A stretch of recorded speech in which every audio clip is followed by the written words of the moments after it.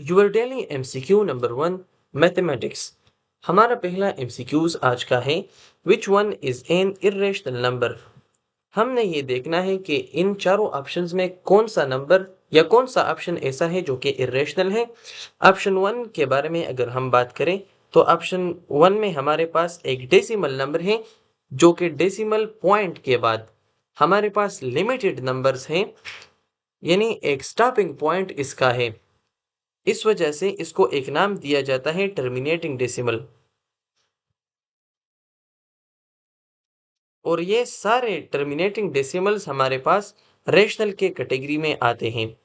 तो इस वजह से अगर हम देखें तो ये हमारे पास दुरुस्त ऑप्शन नहीं है, क्योंकि हमें चाहिए इर्रेशनल नंबर। ऑप्शन बी को अगर आप देखें तो ये हमारे पास फ्रैक्शन में है 22/7।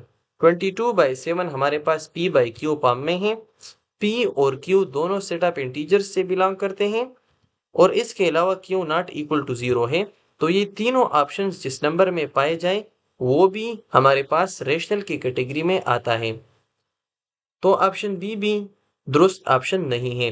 ऑप्शन सी के बारे में अगर बात करें तो circumference of a circle to diameter of that circle, इसकी रेशो अगर आप लें तो ये हमेशा एक कांस्टेंट वैल्यू आपको देगी 3.1415 एंड सो ऑन।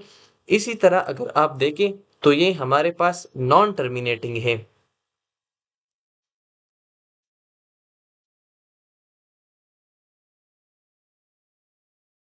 और नॉन टर्मिनेटिंग सारे जो हमारे पास हैं वो इर्रेशनल के कैटेगरी में आते हैं। इनको आप p/q फॉर्म में एक्सप्रेस नहीं कर सकते, तो इस वजह से दुरुस्त ऑप्शन अभी तक तो ऑप्शन सी है। ऑप्शन डी को भी चेक कर लेते हैं। बाज़ तलबा कहते हैं कि ऑप्शन डी के बारे में आपने बात नहीं की, तो इस वजह से इसको भी थोड़ा सा टच देते हैं। अगर आप इस तरह करें कि √6 और फिर प्लस √ एज अ होल 6 और फिर एज अ होल फिर एज अ होल आप ये लेते जाएं तो आपके पास एक वेरिएबल हम सपोज कर लेते हैं कि इससे आखिरकार कोई ना कोई वैल्यू तो ऐसी होगी जो इससे आती होगी। तो हम सपोज कर लेते हैं कि ये x के बराबर है। अब अगर आप देखें तो अगर मैं दोनों साइड्स पर स्क्वायर ले लूं, स्क्वेयरिंग बोथ साइड्स, तो ये x स्क्वायर हो जाएगा और इधर स्क्वायर आकर के पहला वाला अंडर रूट कैंसिल हो जाएगा।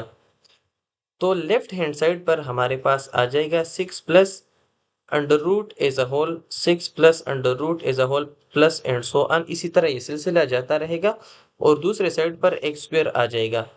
अगर आप गौर से देखें तो इधर हमारे पास अंडर रूट 6 ये तो हमने x के इक्वल सपोज नहीं किया था। जी बिल्कुल किया था। तो इस वजह से मैं इधर 6 plus x is equal to x square भी लिख सकता हूँ।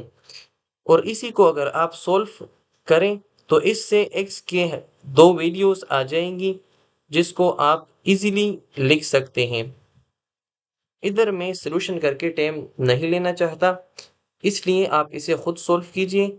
दो फाइनाइट वैल्यूज इससे आती हैं, तो ये भी हमारे पास एक रेशनल है। इस वजह से दुरुस्त ऑप्शन ऑप्शन सी है। जज़ाकुमुल्लाह खैर। वस्सलामु अलैकुम वरहमतुल्लाह।